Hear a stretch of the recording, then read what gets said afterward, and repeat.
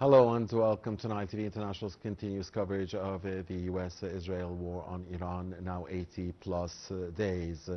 And late on Tuesday, the U.S. Senate advanced measures curbing U.S. President Donald Trump's Iran war powers as it voted on a resolution on Tuesday that would end the Iran war unless the U.S. President obtains Congress authorization, a rare rebuke of the Republican leader, although the measure remains several steps from going into effect. With us now live over the phone is Mr. Ahmed Maharem, and Mr. Maharem is a journalist and political analyst, and he is speaking to us from New York. Good evening, Mr. Maharem. Thank you very much for joining Nile TV. You are welcome. Thank you so much for inviting me. So what more can you tell us about that late move by the U.S. Senate as it has advanced a war powers resolution? They still need more steps for that resolution to be effective and to be in effect, but the Senate is working and for the first time making progress on a resolution that aims to curb U.S. President Donald Trump's war powers. What do you think of that move, and do you think that it could be indeed in effect soon? Well, no matter what will happen in the next hours or days, there is always escalating to the matter. And what President Trump and his cabinet, his administration would like to do is to see how much they can achieve a significant kind of victory. Never happened for the last 3 months, almost 39 days war. America, Israel are bombing Iran. Definitely the result was saying that nothing happened to the Iranian. They still have captured in their hand the Hormuz Strait. What's happening is another pressure to American and also to the world. And the responsible for that is the decision of President Trump, as he decided to go for that war with no consultation to his allies in the Gulf area or even in Europe. That's why no matter what will happen for the next 2-3 weeks, I think it's very difficult, because the next 2 weeks or 3 weeks, the COP, thousands and millions of people are coming to states to attend this kind of the sport. It happened every kind of years in different places. And America spent billions of dollars to arrange the country. Yeah, the FIFA World Cup, yes. Yes, the Cup will happen in 3 weeks. Yes. Also, from the other point, there is some good heart from people who said the next couple of days, the Muslims and the Arabs in the Gulf area, they have the pilgrims, the Hajj. Does it make sense America can start bombing Iran again on those couple of days? The religious side, I don't think it's in the consideration of America. But again, the COP is a consideration to the American side, definitely. So you think, Mr. Maharem, that the stalemate will continue? We will continue to be in that no war, no peace situation. That's what you believe? That's what I believe personally. But some other resources which I respectively said, Donald Trump is insisting, maybe pressure from his position internally, or maybe by the Benjamin Netanyahu of Israel, that he has to do a kind of military attack again. The military attack will do what?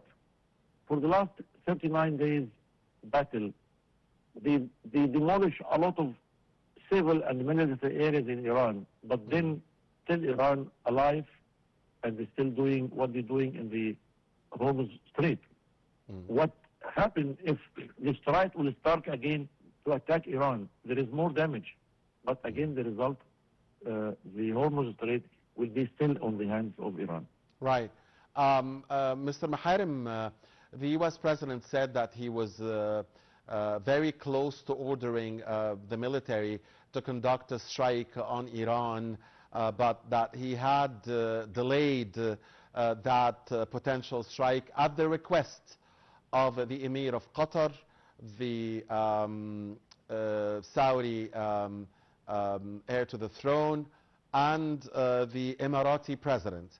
That was Mr. Trump's statement, because he was told by the three men that they believe that negotiations might yield a result. And now we are awaiting a new proposal from Tehran, which the American president says is begging, entre parenthèses, I mean, these are the words of the American president, begging to reach a deal.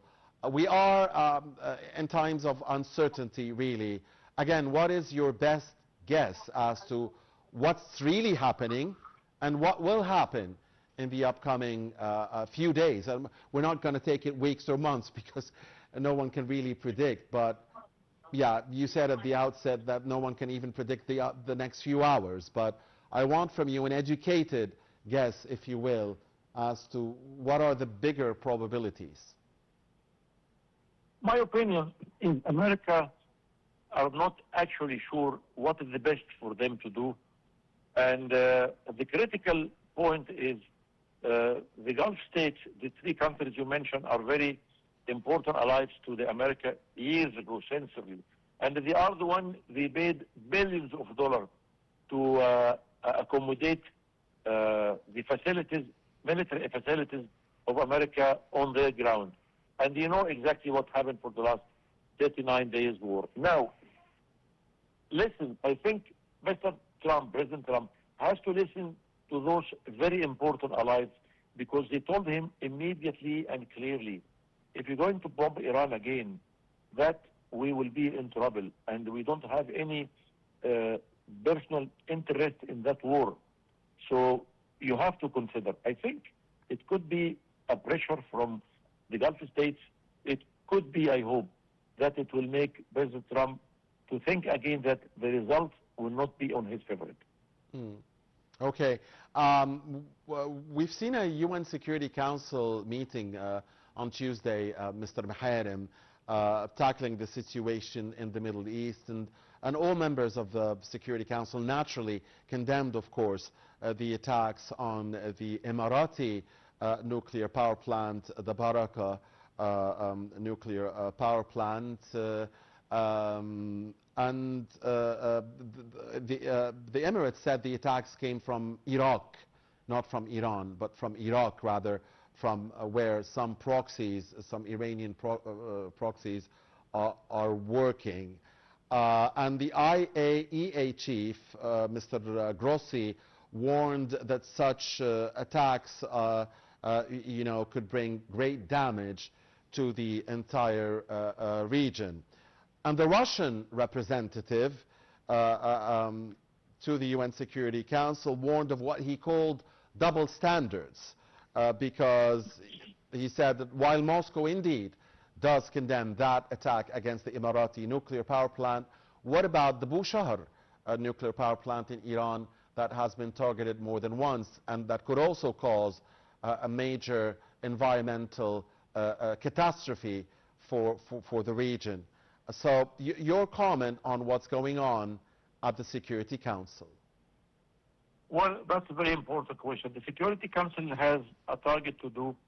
Bahrain is in that month, May 2026. Bahrain, the routine, every month there is a country has to be on the desk of the chief. So Bahrain, according to the Emirates request, asked for a meeting. I think the conclusion of that meeting, at the end of the day, they never reach any conclusion. I think they respond the discussion. They respond to the discussion to certain other areas, because either the evidence is not clear yet, either they don't have enough evidence to say who is in charge and what is the penalty. Also, the matter of we have 5 countries in the Security Council that have the veto rights. Yeah, China and Russia. So I think the conclusion of the whole thing will never put them in a situation to have a proper answer to what to do next. That's the question. Okay, Mr. Maharem, one final question, and it is about Lebanon. We have a so-called ceasefire in Lebanon. They call it a ceasefire. that has been extended for 45 days recently. Yet, 19 people, at least 19, including women and children, have been killed in southern Lebanon just on Tuesday. And we have daily killings of Lebanese civilians by Israel since the first ceasefire was extended into a second and now a third extension,